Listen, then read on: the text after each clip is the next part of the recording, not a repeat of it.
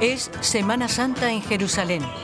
Cristianos de todo el mundo acuden a conmemorar la muerte y resurrección de Jesús. Pero hace 2000 años, cuando Jesús hizo su entrada en Jerusalén, ¿fue realmente aclamado por una multitud? No se preocupaban por Jesús. ¿Sudó sangre en el huerto de Getsemaní? ¿Le traicionó realmente Judas? No estoy seguro de que Judas fuera tan malo como se le ha descrito. ¿Murió realmente bajo esta iglesia? ¿Sabremos la fecha exacta de la crucifixión? La fecha más probable es el 3 de abril del año 33. Descubramos la verdad de la mayor celebración cristiana en la tierra donde empezó la Semana Santa. El origen de la Semana Santa.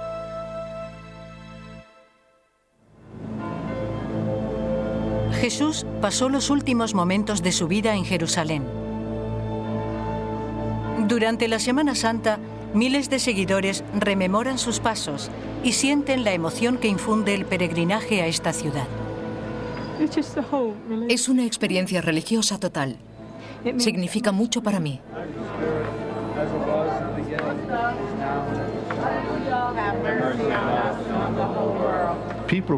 La gente quiere saber que su fe, sus creencias, están basadas en la realidad. Y siente que puede entrar en contacto con Dios en el lugar que nació y rezó Jesús. No pueden acercarse más a Dios que visitando el lugar donde creen que ocurrió la pasión, donde Jesús murió y resucitó por sus pecados. Una historia que comenzó hace 2000 años en la orilla oriental del Mediterráneo. La zona que comprende el moderno Israel estaba bajo dominio romano. Jerusalén era el centro político y económico de la región. Pero Jesús empezó a tener importancia en el norte, cerca del mar de Galilea.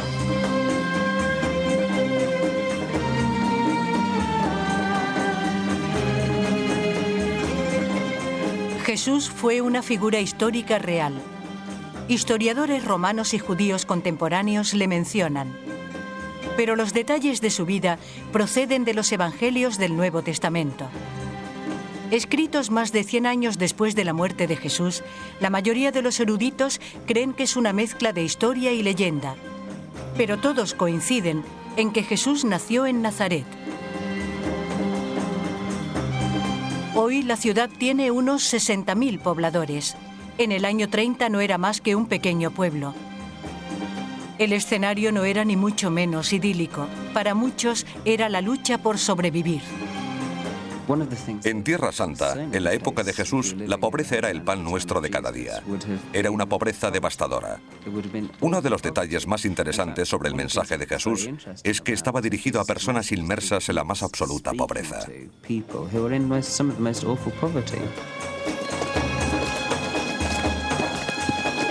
Los necesitados buscaban la salvación en profetas y figuras salvadoras. Gracias a otras fuentes, sabemos que hubo muchos predicadores y maestros del estilo de Jesús, pero no tuvieron la importancia histórica que él alcanzó.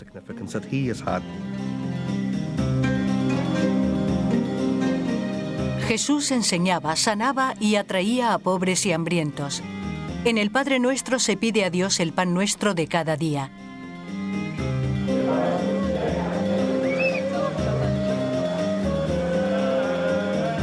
Hoy sigue teniendo muchos seguidores, pero ¿qué hizo a Jesús de Nazaret ir a Jerusalén, como dice la historia?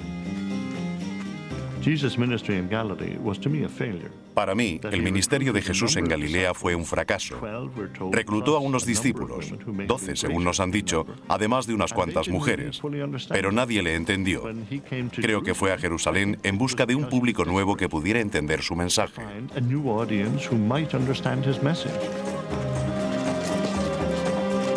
Todo aquel que quisiera cambios tenía que acudir a la capital.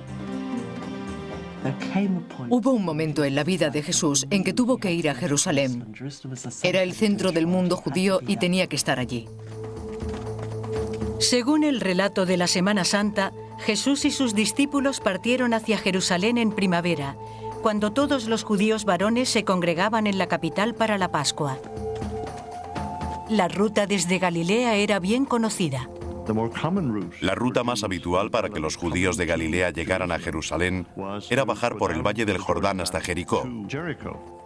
Por eso Jericó aparece tan a menudo en los evangelios, porque fue la vía por la que Jesús y sus discípulos llegaron a Jerusalén.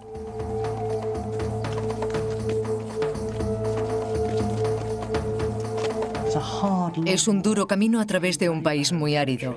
Solo al final se descubre la deslumbrante visión de la ciudad santa con su templo.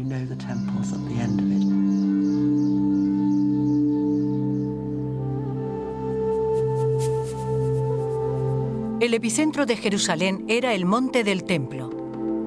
Hoy es el emplazamiento de la Cúpula de la Roca, sagrada para el Islam por ser el lugar desde donde el profeta Mahoma subió a los cielos.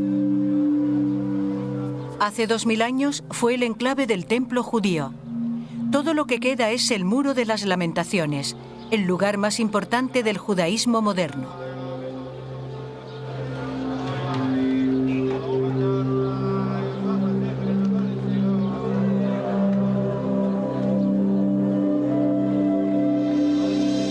En tiempos de Jesús fue incluso más imponente, la sede del poder donde política y religión se entrelazaban.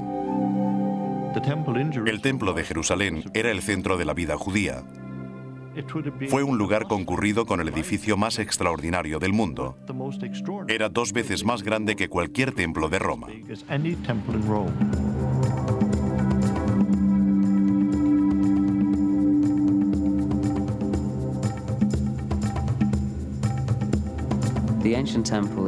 El templo antiguo era una combinación de mercado, lugar religioso y matadero. Por allí pasaban un gran número de animales, porque el puntal de la fe judía era el sacrificio.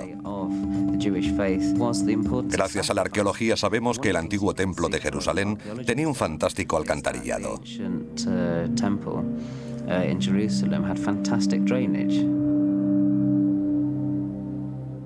Los judíos solo contaban con este templo. Era famoso. Le fascinaba a todo el mundo. Era símbolo de la identidad judía, aunque nunca se hubiera visitado. Era el eje del que dependía la relación con Dios.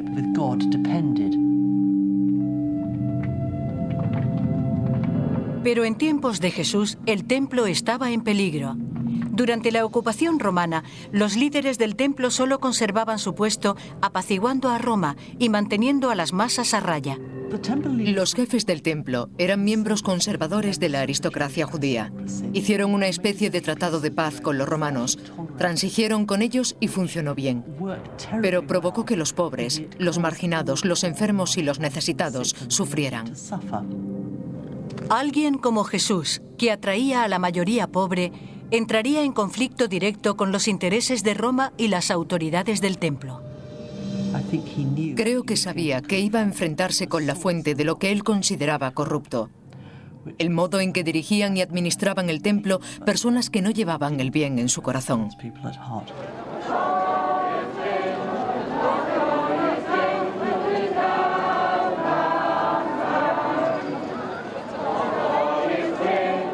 Es Domingo de Ramos en Jerusalén. Todos los años, decenas de miles de peregrinos cristianos llegan hasta aquí para recordar los pasos de su Mesías. Vienen a celebrar la entrada de Jesús a Jerusalén.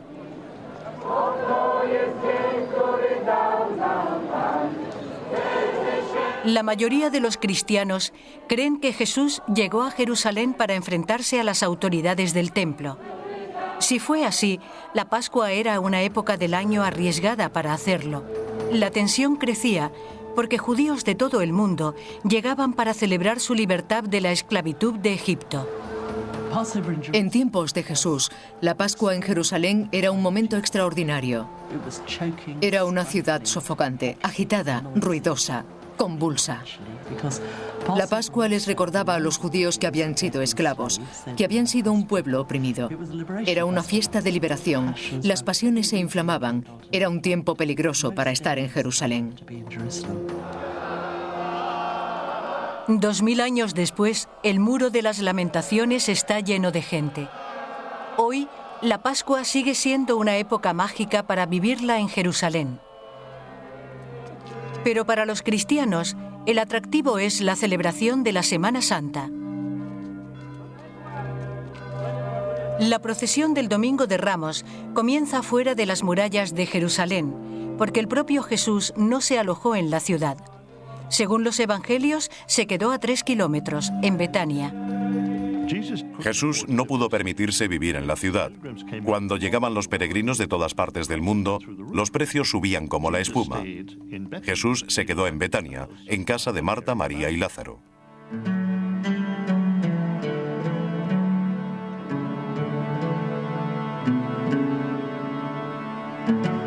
Como todos los lugares relacionados con el relato de la Semana Santa, la tumba de Lázaro es visitada y venerada por miles de cristianos. Lázaro fue el hombre que resucitó Jesús según cuentan los evangelios. Nunca sabremos si este milagro ocurrió realmente, pero algunos eruditos creen que el suceso puede ser una de las claves de la historia, porque pudo atraer la atención de las autoridades sobre Jesús y desembocar finalmente en su arresto y ejecución. Llamémosle milagro, entre comillas. La palabra se extendió muy rápido por toda la ciudad.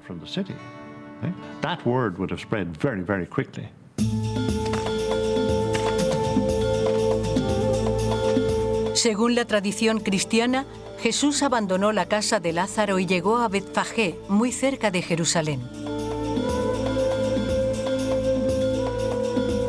Dicen que allí usó una roca para montar un asno y entrar en la ciudad. En 1876 se construyó un monasterio. Durante la construcción se encontró una roca venerada desde entonces. Pero 2000 años después de la entrada de Jesús, muchos historiadores sospechan del hallazgo. La piedra es mucho más grande que el asno. Podría haber sido apropiada para que un cruzado montara su corcel, pero no para montar un burro. Pero los evangelistas coinciden en que Jesús entró en Jerusalén a lomos de un asno. De ese modo cumplen con una antigua profecía que proclamaba la llegada del Mesías, un nuevo rey de los judíos. Quizá esas profecías influyeron en Jesús y él se limitó a asumirlas.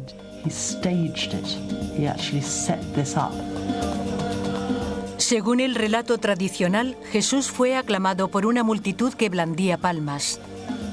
El Antiguo Testamento está lleno de profecías que los escritores supusieron que ayudarían a la gente a reconocer al Mesías. Montar un asno era una de ellas.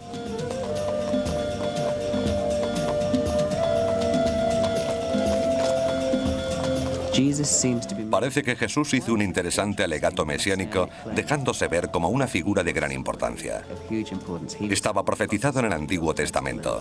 Era un rey que entraba en Jerusalén montado a lomos de un burro.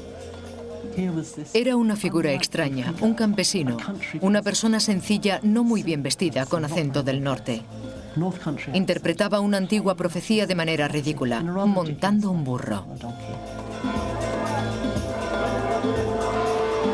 Hoy, los peregrinos del Domingo de Ramos ocupan las estrechas calles de Jerusalén. Algunos eruditos creen que hace 2000 años la multitud pudo haber alertado a las autoridades de que Jesús podría representar una amenaza a su poder. Otros ponen en duda que supieran de antemano su simbólico acto. Si Jesús entró en Jerusalén a lomos de un burro, la reacción de la gente habría sido nula, porque en esa época decenas de personas llegaban así a Jerusalén. Había mucha gente que llegaba de los pueblos con comida para rezar en el templo. En Pascua la gente estaba demasiado ocupada para preocuparse de Jesús.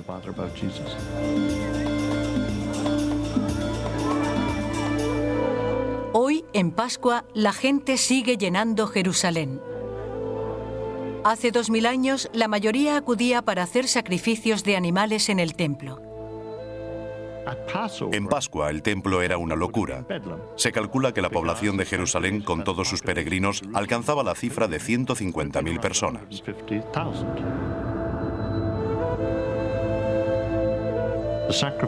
Los sacrificios que se ofrecían en el templo eran la pieza central de la religión judía.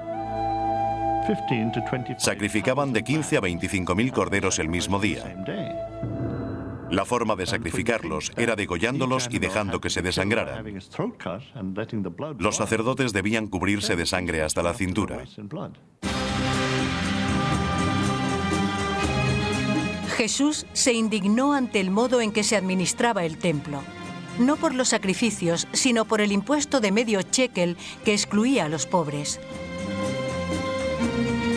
El pago había de hacerse con monedas de plata, solo disponibles en los cambistas del templo, que se quedaban con una parte de cada transacción. Los judíos se veían obligados a cambiar monedas judías por monedas paganas, porque las autoridades del templo querían plata auténtica. Eso era una gran ofensa. Las autoridades del templo bajo control romano eran corruptas y ya no actuaban en beneficio del pueblo. Jesús vio que el concepto del templo se había degradado, se había corrompido. Creyó que Dios pensaría que el templo estaba haciendo más mal que bien y decidió hacerlo desaparecer.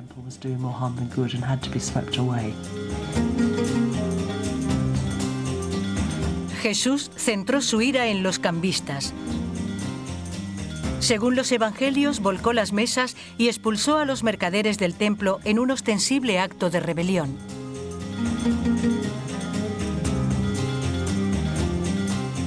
Caifás era el sumo sacerdote de la época. Caifás lo habría interpretado como un ataque a la estructura. Pensó que había que tomar medidas contra esa amenaza potencial. Tomar medidas significaría su ejecución. ¿Pero conocería Jesús las consecuencias directas de sus actos? Los eruditos están muy divididos respecto a si Jesús previó su muerte. Si pensó que su visita a Jerusalén sería el final. Yo creo que lo sabía. Sabía que su muerte era parte de la misión. Dios quería que se sacrificara. Se presentó de tal forma que no pareciera un peligro para el orden público, porque sabía que le acusarían de eso.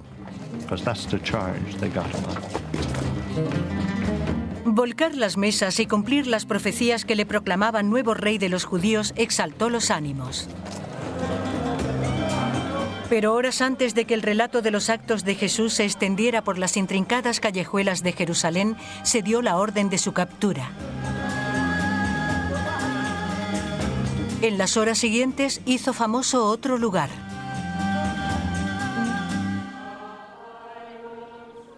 La iglesia del cenáculo domina el horizonte del monte Sión. Cerca hay una sala construida para conmemorar la última cena de Jesús con sus discípulos antes de su ejecución. Hoy, los peregrinos cristianos la visitan para recordar el anuncio de Jesús de su inminente muerte a sus seguidores.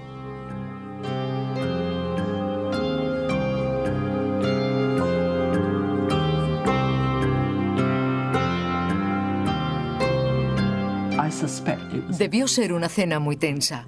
Sabían que las cosas iban a tomar tintes dramáticos. Esperaban que la entrada en Jerusalén fuera el comienzo de un momento en que Dios reivindicara a Jesús, le convirtiera en rey y los romanos le aceptaran sin más. Pero esa esperanza había empezado a desvanecerse. Estaban tensos y nerviosos. No sabían qué iba a ocurrir a continuación.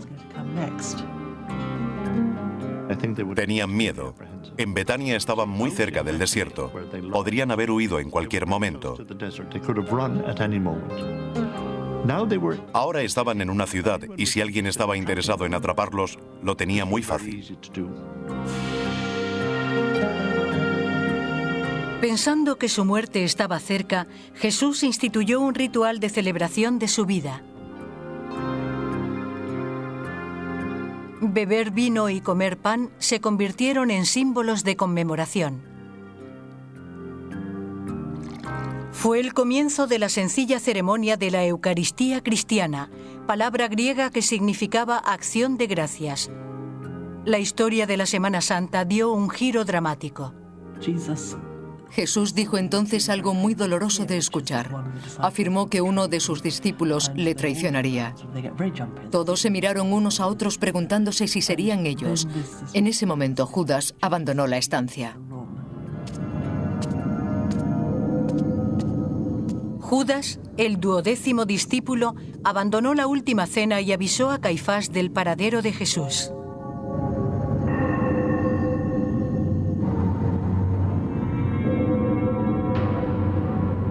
Según el Evangelio de San Mateo, consiguió 30 piezas de plata por la información.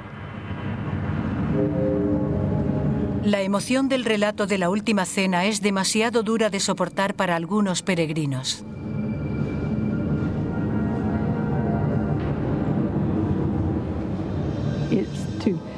Pienso en Cristo tomando la última cena en la habitación de arriba y en todo lo que ocurrió aquí. Es impresionante.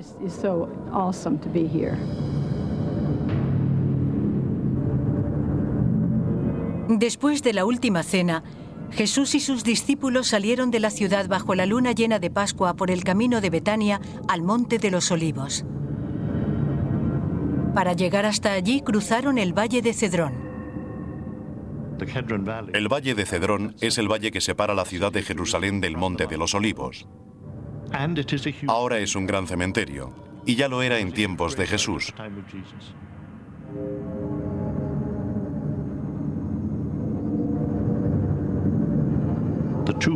Dos grandes tumbas, la de Zacarías y la llamada Tiara de los Faraones, eran perfectamente visibles durante el recorrido.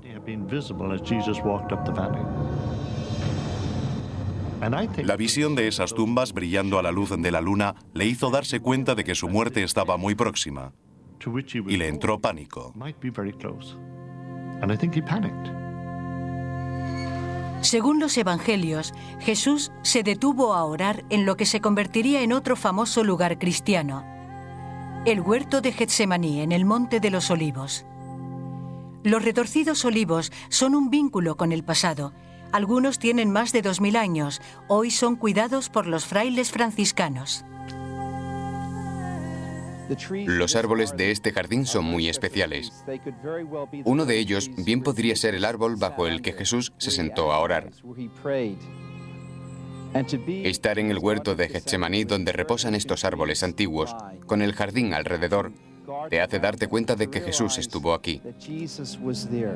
Me permite sentir su espíritu, hacerme una idea de lo que sufrió.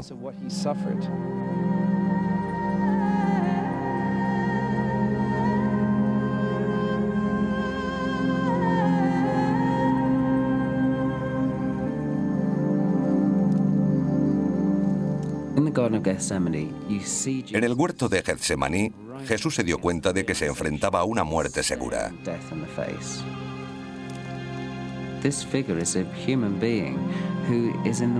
Era un ser humano inquieto y nervioso porque sabía cuál iba a ser su destino. En el Evangelio de San Lucas se afirma que Jesús estaba tan nervioso que sudó sangre. ¿Pero es una parte simbólica de la Semana Santa o pudo haber ocurrido realmente? Sabemos que es algo que puede ocurrir. En casos extremos de estrés y miedo, la piel puede exudar sangre. Ha ocurrido en casos de presos en el corredor de la muerte. Pero Jesús seguía siendo libre. ¿Podría haber evitado su arresto si hubiera querido? No le habrían cogido. Las autoridades tendrían que haberle perseguido desde la ciudad y él les hubiera llevado ventaja.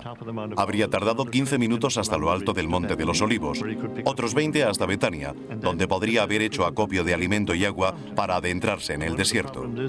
Nunca le habrían encontrado. La cuestión es por qué decidió quedarse en el huerto. Creo que lo consideró inadecuado, ya que Dios quería que recibiese allí el beso de Judas.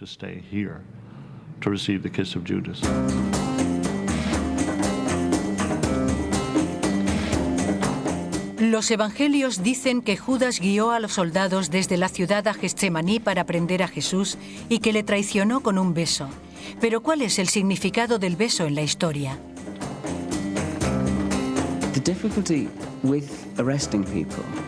La dificultad de arrestar delincuentes en el mundo antiguo es que no tenían fotografías. Se sabe que en el relato de la traición a Jesús, Judas fue hasta él y le besó, porque las autoridades tenían que saber cuál de esos galileos barbudos era el elegido.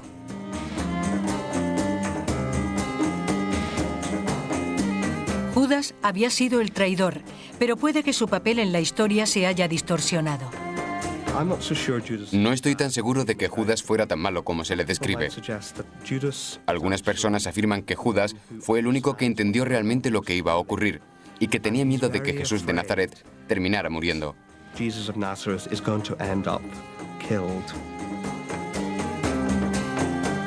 Incluso la traducción de los evangelios hace dudar del lado oscuro de Judas.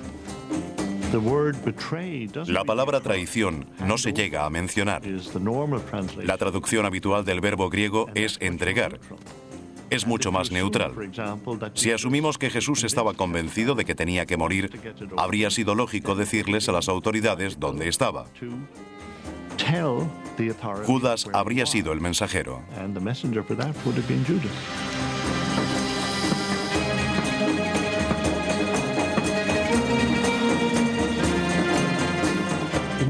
Hay una reciente teoría que dice que cuando fue a hablar con los dirigentes del templo, intentó establecer un último acuerdo entre Jesús y sus oponentes.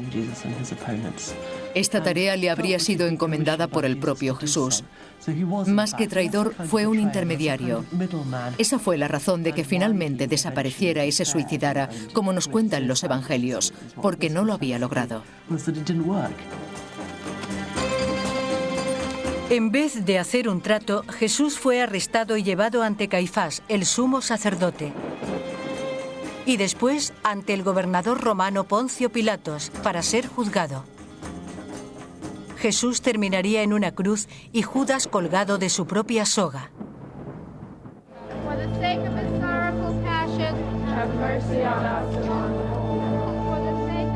Es Viernes Santo en Jerusalén.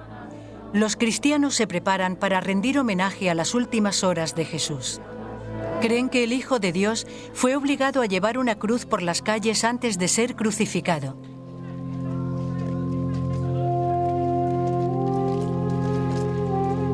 Pero, ¿por qué fue condenado a muerte?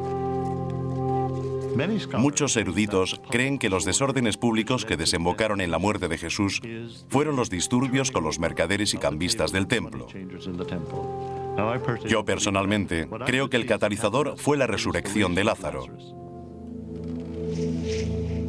Si Jesús resucitó o no a Lázaro es irrelevante. El simple rumor de que había devuelto la vida a alguien atraería a la multitud. Caifás, el sumo sacerdote, tenía instrucciones de mantener el orden, y si no lo conseguía, los romanos le depondrían. Caifás, temeroso de perder su puesto, decidió tomar medidas contra Jesús.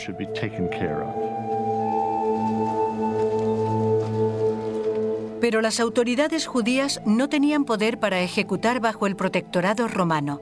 Según el relato tradicional, entregaron a Jesús a Poncio Pilatos, el gobernador romano. Los romanos crucificaban a la gente como un elemento disuasorio. La crucifixión era una muerte terrible, espantosa. Uno de los mejores modos de mantener a la multitud a raya era crucificar a todo aquel que pudiera soliviantar a las masas y amenazar al poder. Las ejecuciones eran normales bajo el gobierno romano. Solían acabar incluso con los más pequeños levantamientos. En ese siglo crucificaron a muchas personas. Jesús no fue el único.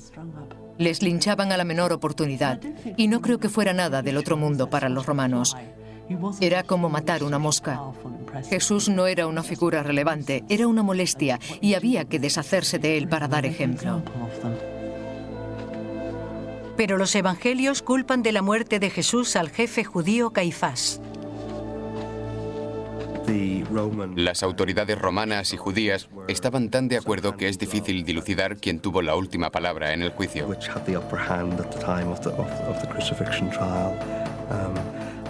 En la historia cristiana, debió ser sencillo señalar a los judíos.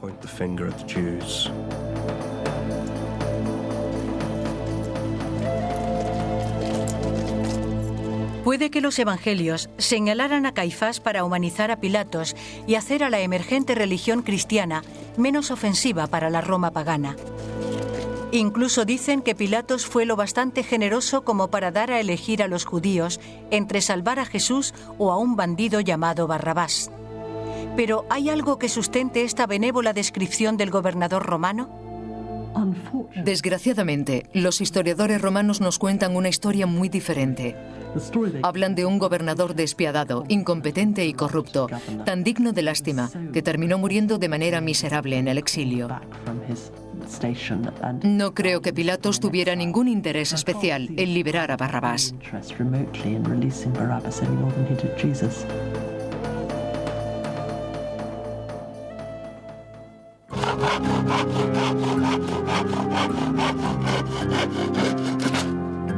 Yeah, we double up on that wood. That'll be fine.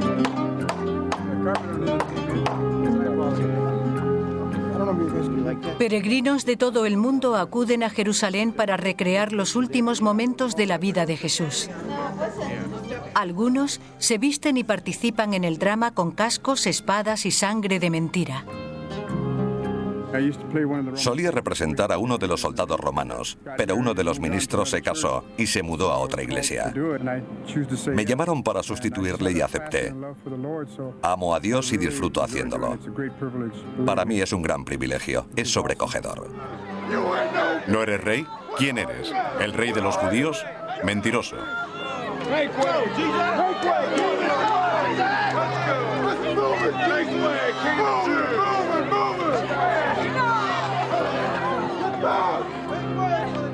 Recorren la Vía Dolorosa, el Vía Crucis, el camino que siguió Jesús hasta el lugar de la crucifixión. A 2 metros bajo la actual Vía Dolorosa está el pavimento original de la ciudad en tiempos de Jesús. En cada piedra que tocas se siente la presencia de Jesús. Su espíritu inunda cada calle, cada callejón de la ciudad de Jerusalén. Los peregrinos recorren durante horas las estrechas y atestadas calles, pero ¿hay alguna prueba de que fuera la vía que siguió Jesús? No sabemos qué camino tomó. La ruta fue inventada en la Edad Media por monjes franciscanos que quisieron recordar la historia de la cruz y permitir a los peregrinos que la recorrieran.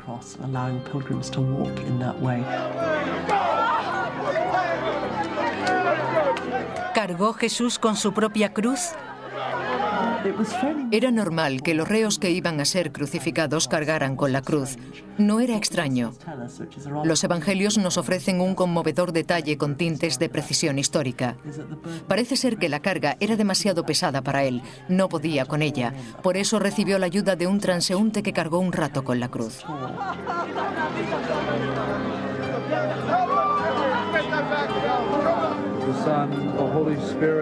As it was in the beginning, is now, and ever shall be, world without end. Amen. A lo largo de la Vía Dolorosa, los peregrinos se detienen en las estaciones, lugares de gran importancia en el recorrido de Jesús hasta su muerte. En la ruta actual hay 14 estaciones. Su emplazamiento no tiene base histórica alguna, y algunos de los sucesos, como el de la Verónica enjugando el rostro de Jesús, tampoco tiene base en los evangelios. No creo que haya nada de histórico ni en el recorrido ni en las paradas o estaciones que lo jalonan.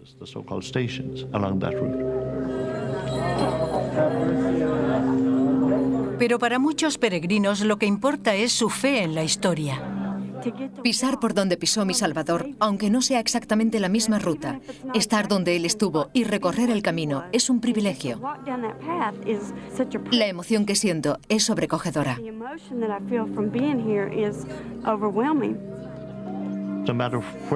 Independientemente de por dónde se empiece, se tiene la misma experiencia espiritual de ser arrastrado a través de calles atestadas de gente, donde te empujan y te asaltan. Es una forma de sufrimiento que les ayuda a asociarlo con las huellas de Jesús.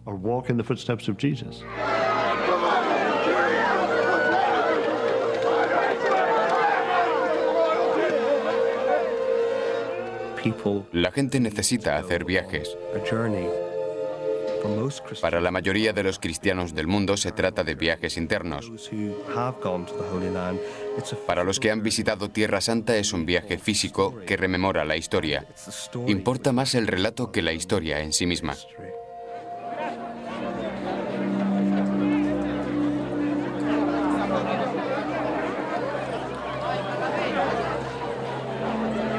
En el relato tradicional de la Pasión, Los últimos pasos de Jesús se localizan en las 5 últimas estaciones de la cruz, donde fue atado, clavado a la cruz, muerto, ungido y enterrado. Hoy estas estaciones están cubiertas por la iglesia del Santo Sepulcro. A diferencia de otras estaciones, la mayoría de los historiadores coinciden en que es el auténtico emplazamiento de los acontecimientos. La tradición dice que la crucifixión ocurrió en la roca de una cantera extramuros de la ciudad, el Gólgota o lugar de la calavera.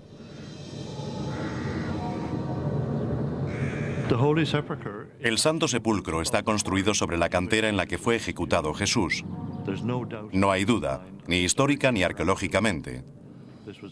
En tiempos de Jesús, estaba a las afueras de la ciudad. Había cuevas que se usaban como tumbas, y en el lado oriental hay un lugar que coincide perfectamente con el Gólgota.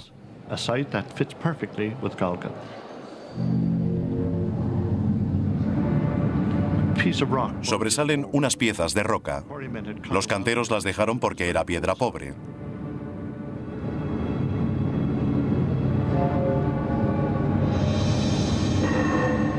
Puede que se vean formas de cráneos. Las grietas indicarían los lugares en los que se clavaron las cruces.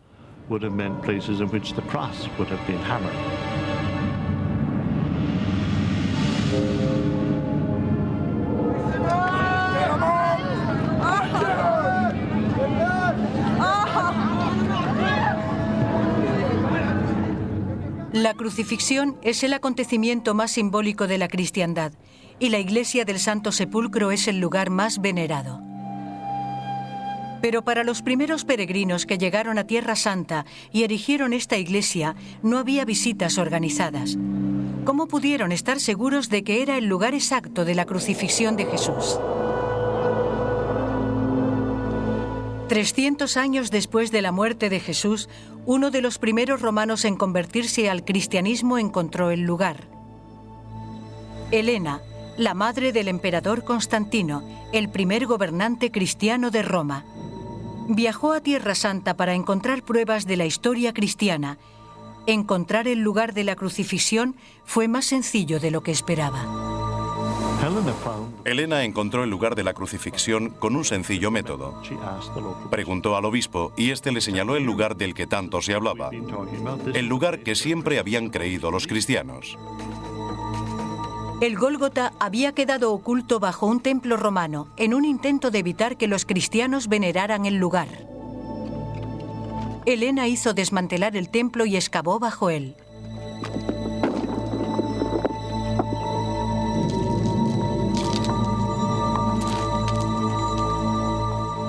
La leyenda dice que encontró los restos de una cruz de madera que terminó de convencerla de que era el Calvario, el lugar exacto de la crucifixión.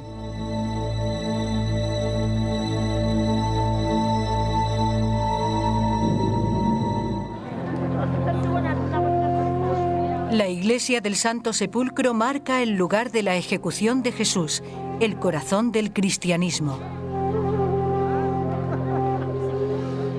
Una constante corriente de peregrinos y turistas religiosos vienen a rendir su homenaje.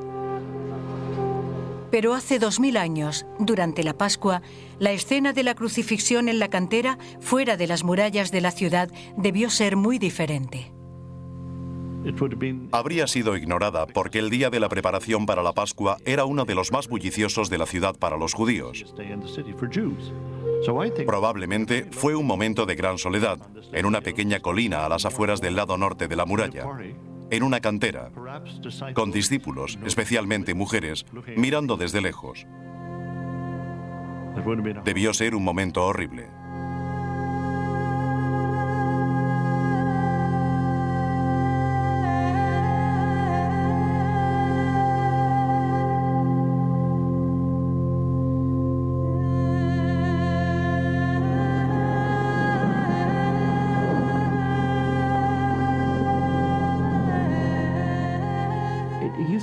Se cree que murió de asfixia. El peso de su cuerpo colgando de la cruz le llevó a un estado de incapacidad para respirar.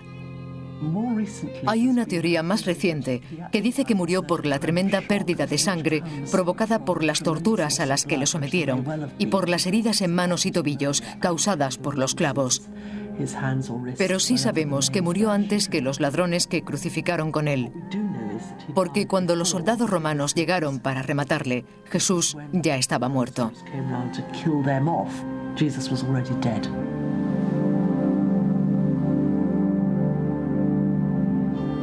La importancia de la muerte de este hombre tendría repercusiones en la historia. Pero ¿es posible usar la ciencia para fechar con precisión un acontecimiento que conmueve a tantas personas? Sabemos que Jesús fue crucificado en Pascua, en viernes. Fue crucificado cuando Poncio Pilato fue procurador de Judea del 26 al 36 de nuestra era. Podemos reconstruir el primer siglo del calendario judío. La fecha que coincide con estos tres criterios fue el 3 de abril del año 33. Muchos, incluido el Papa, lo aceptan como la fecha más probable de la crucifixión.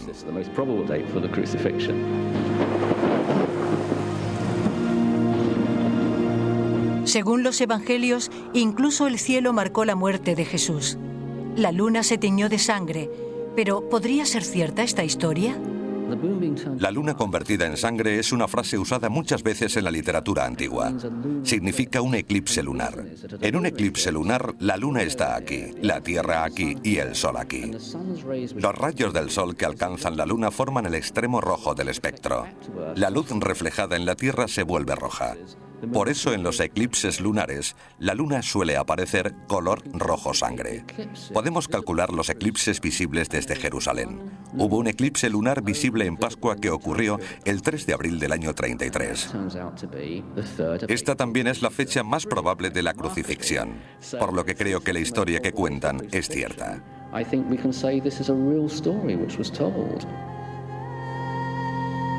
En la historia de la Pasión, la luna se volvió roja como símbolo de la ira de Dios. Hoy, en la iglesia del Santo Sepulcro, los visitantes acuden para pedir el perdón.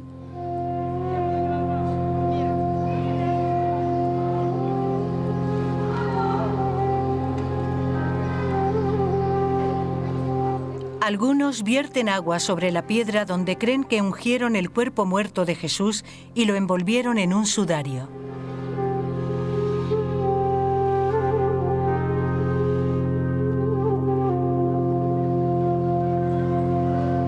Usan ropa y jeringuillas para recoger gotas de agua, convencidos de que la piedra la ha consagrado.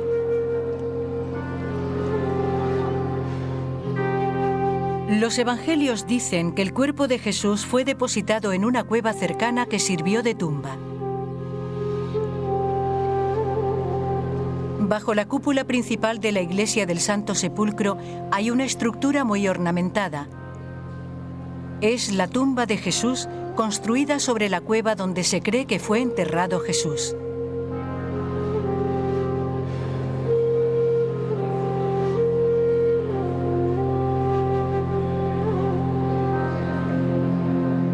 A diferencia de otros relatos del siglo I, la historia de Jesús no terminó con su crucifixión y enterramiento.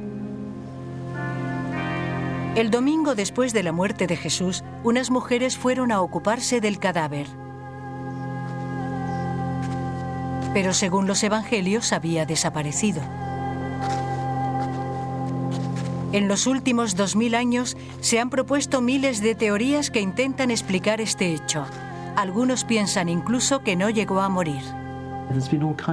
Ha habido propuestas de teorías que dicen que Jesús no fue crucificado o que no murió del todo y pudo revivir, que solo fue una muerte parcial, pero no son convincentes. Estoy segura de que murió realmente. Para los romanos fue una ejecución más. ¿Por qué estaba vacía la tumba? Los cristianos creen que Jesús resucitó de entre los muertos.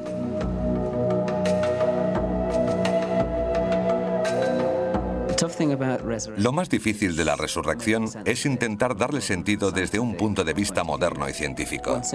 Pero no se puede. Lo único que podemos hacer es confirmar los datos que tenemos. Jesús murió, fue enterrado, y la gente le vio o creyó verle porque hubo apariciones.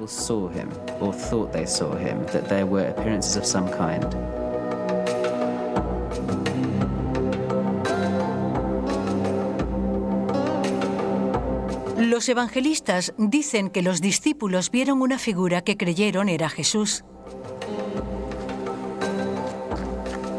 Pero los afligidos suelen imaginar haber visto o escuchado a sus seres queridos. Algunos tienen alucinaciones en las que creen hablar con los muertos. Pero los eruditos cristianos dudan que los discípulos arriesgaran sus vidas por difundir la palabra de Dios sin creer en algo real.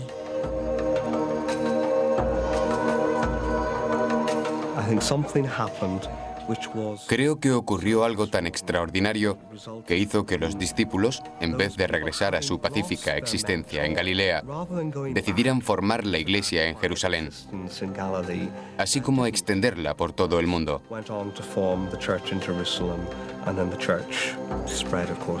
Ocurrió algo que no puede explicarse con simples alucinaciones. No puede explicarse con las reacciones de dolor.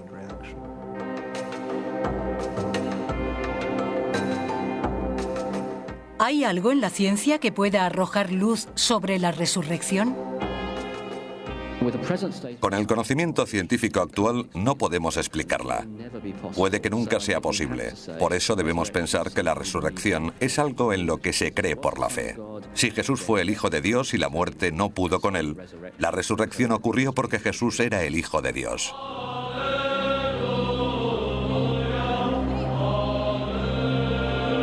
El final de la vida de Jesús podría haber sido un relato de muerte y desastre. Pero la creencia de los discípulos en su resurrección lo transformó en una historia de esperanza. Hoy, los feligreses visitan el lugar donde creen que Jesús regresó de entre los muertos.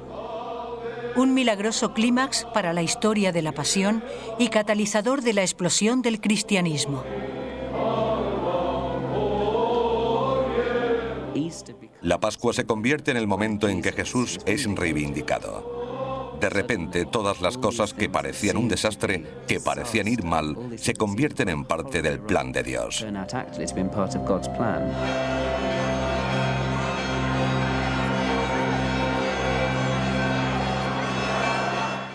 El mensaje de esperanza contenido en el relato de la pasión provocó un impulso imparable. Hoy, más de 100.000 millones de personas se llaman cristianos. Los que visitan Tierra Santa encuentran las raíces de su fe en la Iglesia del Santo Sepulcro.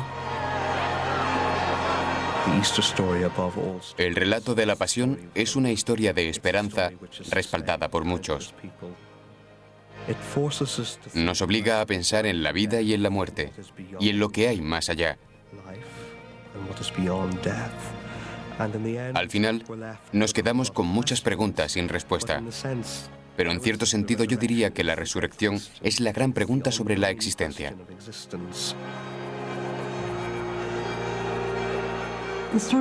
La historia de Jesús ha forjado la conciencia del mundo occidental y de alguna manera de todo el mundo porque se ha extendido con notoriedad.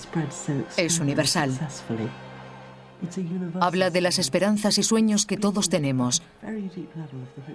Que hay algo más en esta vida que gastar, comer, morir, tener relaciones sexuales o hijos. Hay algo más importante que nos engloba a todos.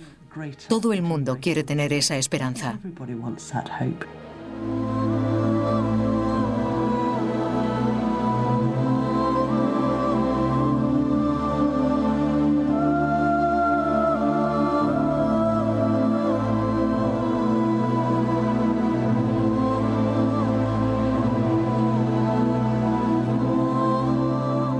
Es Semana Santa en Jerusalén.